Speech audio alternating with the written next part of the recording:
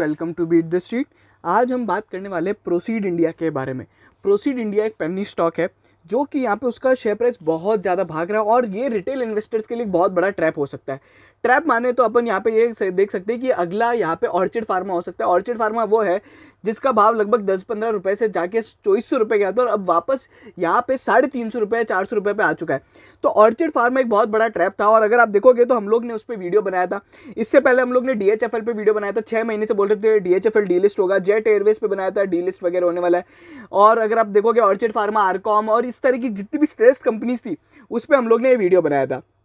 तो अगर आप हमारे टेलीग्राम चैनल पे देखोगे तो हम लोग ने अभी तक 25 प्लस यहाँ पे वीडियोस बनाए, जिसमें से हम लोग ने jet Airways, orchid pharma, Videocon, RCom, ये जितनी भी कंपनीज है ये सभी ऐसी कंपनीज है जिनसे अपने को दूर रहना है। ठीक है, इसके अलावा रिलायंस होम फाइनेंस हो गया या फिर रिलायंस कॉमर्शियल फाइनेंस हो गया, ये सभी कंपनीज से अपने को दूर रहना है। प्रोसीड इंडिया उसमें से एक है।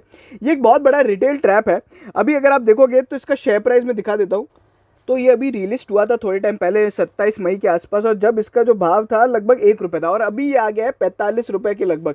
तो लगभग अगर आप देखोगे तो 45 गुना हो चुका है और अगर परसेंटेज रिटर्न्स निकालोगे तो आपको बहुत ज़्यादा निकलेगा। इस तरह के रिटर्न्स हमें पहले भी देखे गए हैं और बहुत सारी चीज़ें हुई है। इस कंपनी की खास बात यह है कि इस कंपनी का रिटर्न जो है, इसका जो रेवेन्यू है वो जीरो है। अगर अपन देखें ये 3 क्वार्टर का जो बॉम्बे स्टॉक एक्सचेंज की साइड पर दिख रहा है, इस कंपनी का रेवेन्यू जीरो है। ठीक है, FY21 में कंपनी ने कुछ भी नहीं कमाया, केवल और केवल यहाँ पे एक्सपेंस हुआ है। कंपनी किसी भी तरह का कोई बिजनेस करती नहीं है, कहने के केवल नाम के लिए बिजनेस है। अपन वो भी सब जानेंगे, पूरी हिस्ट्री पूरी सब कुछ समझेंगे और रिटेल ट्रैप है ये भी समझेंगे। देखो, सबसे पहले मैं आपको इसकी हिस्ट्री बता देता हूँ। पहले इनके कोई प्रमोटर हुआ करते थे, वो इन लोग ने करीबन 22 करोड़ रुपए का लोन ले रखा था, फिर उनको रिजोल्यूशन प्लान में डाल दिया गया। कंपनी IBC में चली गई। IBC के बाद इसे एक यहाँ पे इक्विवास कैपिटल करके एक कंपनी है उसने खरीदा है।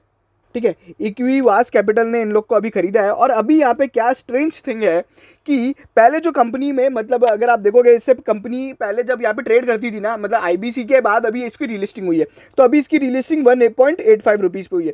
इससे पहले भी ये कंपनी ट्रेड करती थी, बट उस टाइम क्या भाव था, उस टाइम उसका भाव चलता था 0.3 रुपीज़। ठीक है, बट अभी क्या हुआ, वो जो 0.3 रुपीज़ पे जब भाव चलता था पहले, ठीक है, अब यहाँ पे जो पहले जो शेयर होल्डर्स थे उन हर 100 शेयर वालों को इस नई कंपनी के अंदर केवल 5 शेयर ही मिले हैं। मतलब सिंपल सी बात यह है कि अगर मान लीजिए आपके पास यहाँ पे 30 रुपए के शेयर है, ठीक है, अगर अपन इसका हिसाब लगाएंगे तो ये 30 रुपए बैठेगा 0.3 से, और अभी यहाँ पे अगर आप देखोगे तो आपके पास केवल 6-7 रुपए के शेयर रह जाएंगे। और उसका अगर आप मल्टीप्लाई करोगे, मतलब 5 शेयर का भी मल्टीप्लाई करते हो तो यहाँ पे आपको नुकसान रहेगा। ठीक है, तो इस तरीके से यहाँ पे पहले भी यहाँ पे ये सारी चीज़ें हुई थी। मतलब जो 100 शेयर होल्ड कर रहे थे उनका जो 30 रुपये का भाव था, अभी उन्हें 5 शेयर है। 5 शेयर के बाद अगर आप देखोगे उन्हें 240 रुपये हो रहा है। तो कुल मिला के वो तो सब पुरानी बातें हो गई है। ठीक है, अभी आज की तारीख में क्या स्थिति है, सबसे पहले इसके अंदर जो प्रमोटर का स्टेक है वो तो अभी खत्म हो गया। अभी ये जो नए प्रमोटर्स है, इक्विवास और यहाँ पे श्रीजा होटल्स और विवेक कुमार राठकोंडा, तो इन लोग का जो अभी स्टेक है लगभग 97% के लगभग हो गया। 97-98% इनका स्टेक है। इसी तरह का स्टेक यहाँ पे ऑर्चिड फार्मा में भी है। अभी खास बात क्या है, खास बात ये है कि यहाँ पे जो रिटेल की जो ओनरशिप है वो बेसिकली बहुत लो है, मतलब लो फ्री फ्लोट है। अभी इन लोगों के पास शेयर है और ये लोग अपने है ना शेयर्स बेच नहीं सकते। ये जो शेयर्स हैं बेसिकली ये है ना अपने उसमें रहते हैं। अगर आप देखोगे साल भर तक यहाँ पे सेबी अलाउ नहीं करता है आपके यहाँ पे शेयर्स बेचने को IBC के अंदर। ठीक है, तो ये जो शेयर्स है ये तो ट्रेड नहीं हो सकते। अब क्या हुआ कि शेयर पे मतलब जो अवेलेबल शेयर्स है वो बहुत कम है। ठीक है, और यहाँ पे डिमांड बहुत ज़्यादा है क्योंकि प्राइस इतना तेजी से भाग रहा है और इसी कारण से यहाँ पे है ना शेयर प्राइस भाग रहा है। एक बहुत सिंपल सी चीज़ समझो, ऑक्सीजन की अगर डिमांड कम हुई तो उसका प्राइस भागा ना, वैसे ही बाजार में इसके शेयर्स बहुत कम अवेलेबल है और इसलिए लगातार अपर सर्किट लग रहा है।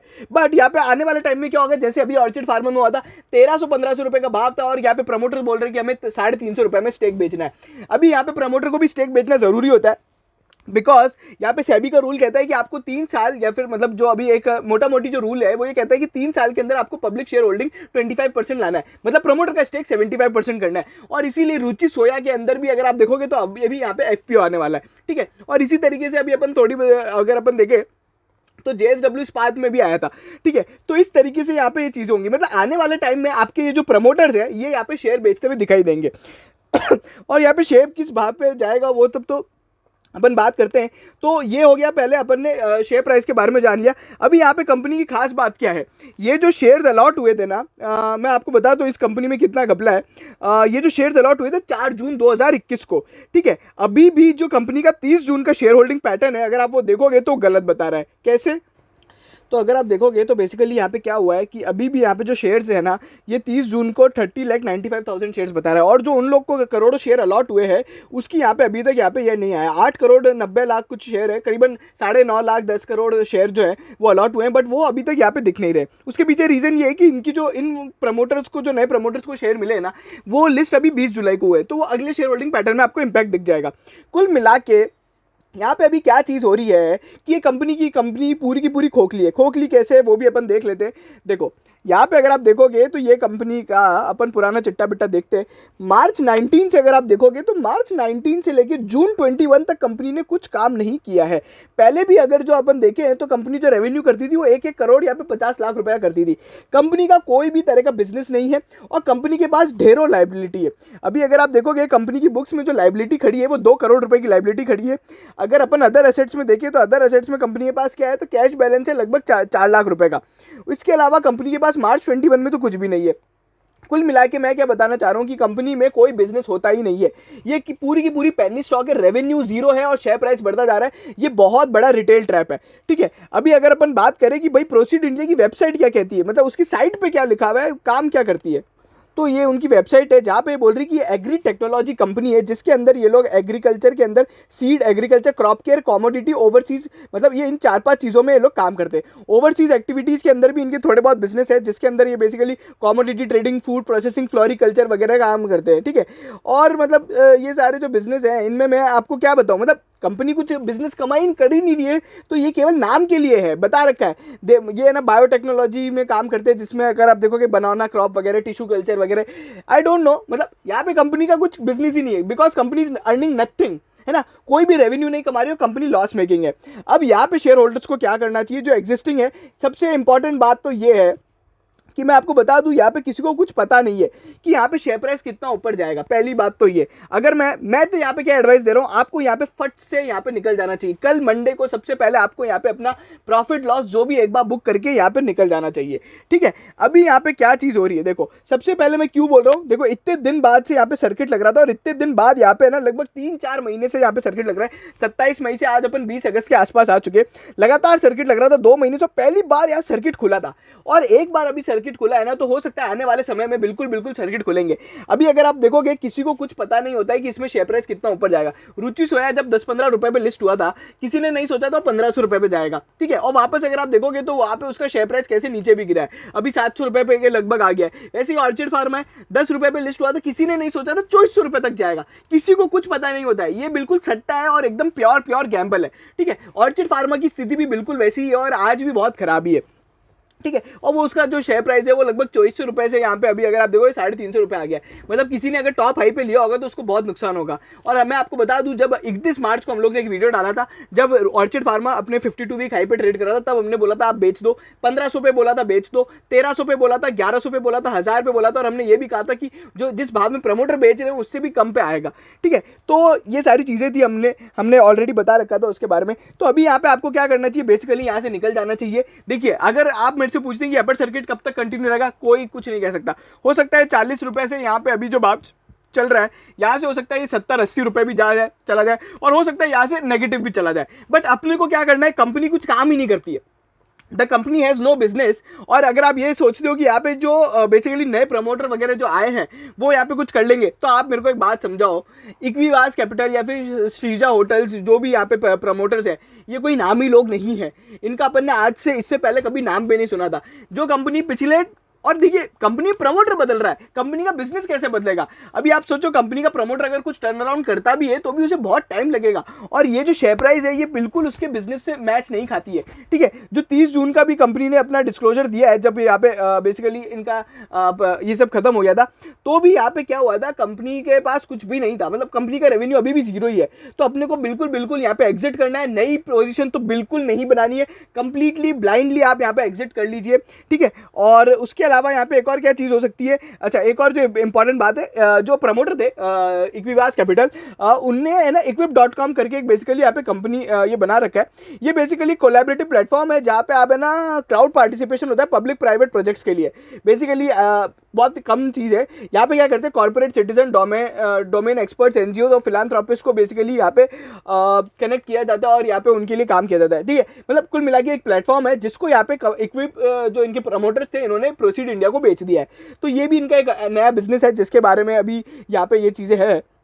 तो कुल मिला के अपने को तो घूम फिर के यहाँ पे इसमें दिमाग ही नहीं लगाना है, अपने को कंप्लीटली एग्जिट कर लेना है, ठीक है। और मैं आपको एक और चीज़ बता दूँ कि बेसिकली ये कंपनी के बारे में हमारे एक फॉलोअर ने बताया था कि सर आप उसे यहाँ पे रिव्यू कीजिए because it is a trap, क्योंकि हम लोग ऑलरेडी स्ट्रेस कंपनीज पे बहुत बार रिसर्च कर चुके हैं, रिची सोया से लेके आलोक इंडस्ट्रीज वगैरह सभी पे। तो ये सारी चीज़ों पर मैं हमेशा से बोलता आया हूँ, इन सब कंपनियों से दूर रहिए। उसके अलावा कुछ कंपनीज है जिनके मैं नाम ले सकता हूँ, जेट एयरवेज हो गया, आरकॉम हो गया, रिलायंस होम फाइनेंस, रिलायंस अपना capital finance, JP power, JP associates. मतलब जेपी पावर तो बिल्कुल आपको एग्जिट करना ही चाहिए, और जेपी एसोसिएट्स में तो अभी भी वो रिजोल्यूशन वगैरह में नहीं है, but at the end it is a penny stock only, जिनका कोई बिजनेस नहीं है, लोन वगैरह चाहता है। तो इन सभी स्टॉक से आपको यहाँ पे एग्जिट कर लेना चाहिए। सबसे इंपॉर्टेंट बात है जेट एयरवेज से कर लेना, नहीं तो वीडियोकॉन और डीएचएफएल जैसे वहाँ पे आपके चीज़ें हो जाएंगी। वहाँ पे भी जो शेयर होल्डर का रिडक्शन वगैरह बहुत ज़्यादा है, जो आज 100 शेयर होल्ड करके बैठा है जेट एयरवेज के, उनको नई कंपनी में केवल 1 शेयर मिलेगा, ठीक है। तो वो सारी चीज़ें हो रही है, तो आप ये देख लीजिएगा। हमारे टेलीग्राम चैनल पे भी आप ज्वाइन कर सकते हैं, बीट द स्ट्रीट आपको सर्च करना है, नहीं तो आप लिंक इन डिस्क्रिप्शन के थ्रू भी जा सकते हैं। किसी को भी अगर और कुछ हमें समझना है और कुछ डिटेल में जानना है इसके बारे में, शेयर के बारे में या कोई भी और कंपनी के बारे में, तो आप हमें व्हाट्सएप कर सकते हैं, जहाँ पे हम लोग आपको यहाँ पे एडवाइस कर सकेंगे कि आपको यहाँ पे क्या करना चाहिए। अगर आपको किसी को पर्सनलाइज यहाँ पे एडवाइस चाहिए, तो ये सारी चीज़ें थी। होप आई फील कि ये जो वीडियो है आप लोग को बहुत हेल्प करेगा, आपका पैसा बचेगा डूबने से या फिर आपका पैसा बनेगा, जो भी है। जिस तरीके से भी आपको अगर वीडियो अगर आपको फायदेमंद लगता है तो प्लीज़ प्लीज़ प्लीज़ ज़्यादा से ज़्यादा शेयर करें, सभी ग्रुप्स में भेजें, ताकि लोग बाग इस कंपनी से दूर रह पाए। अपना मेन टारगेट है लोगों को, रिटेल शेयर होल्डर्स को इस तरीके इसके ट्रैप से बचाना है। ऑर्चिड फार्मा में भी हम लोग ने बहुत बार लोगों को बोला था कि आप दूर रहें, दूर रहें, दूर रहें, और आज भी जब हमें कोई आके बोलता है कि यार हम लोग ने आपका वीडियो लेट देखा, पहले देख लिया होता तो हम लोग शायद भेज देते, तो हमें थोड़ा लगता है कि यार शायद हमको और ज़्यादा हमारा मतलब होना चाहिए था नेटवर्क, ताकि हम लोग और लोगों तक पहुँच पाए। तो वो तो आप ही कर पाएंगे। प्लीज़ प्लीज़ प्लीज़ चैनल को सब्सक्राइब भी कीजिएगा, ताकि ये इसकी चैनल की भी रीच वाइडर बने। तो this was our analysis on Proseed India, तो which is a completely garbage stock और penny stock which has no business. Completely मैं आपको बोलूँगा आप एग्जिट हो जाइए। छोटे मोटे रिटर्न्स के लिए 5-10% के लिए अपने को नहीं रहना है, अपने को यहाँ पे कैपिटल बचानी है। Capital protection is much more important than capital appreciation. जब कैपिटल ही नहीं होगी तो पैसा नहीं बन पाएगा। तो ये सारी चीज़ें जो हर बार बोली जाती है, आप देखिए अगर शेयर मार्केट में नए हैं तो आप प्लीज़ प्लीज़ प्लीज़ बड़ी कंपनियों में पैसा लगाओ, टीसीएस, इन्फोसिस जैसी। अगर आपको जानना है तो किस तरह की कंपनियां, तो टॉप 10 कंपनीज का यहाँ पे आई बटन दबा के मैं आपको वीडियो अटैच कर दूंगा, जहाँ पे आप लगा सकते हैं। उनमें जब हमने वीडियो कवर किया था ऑलमोस्ट बहुत सारी कंपनीज तो अभी 52 वीक हाई पे चल रही है।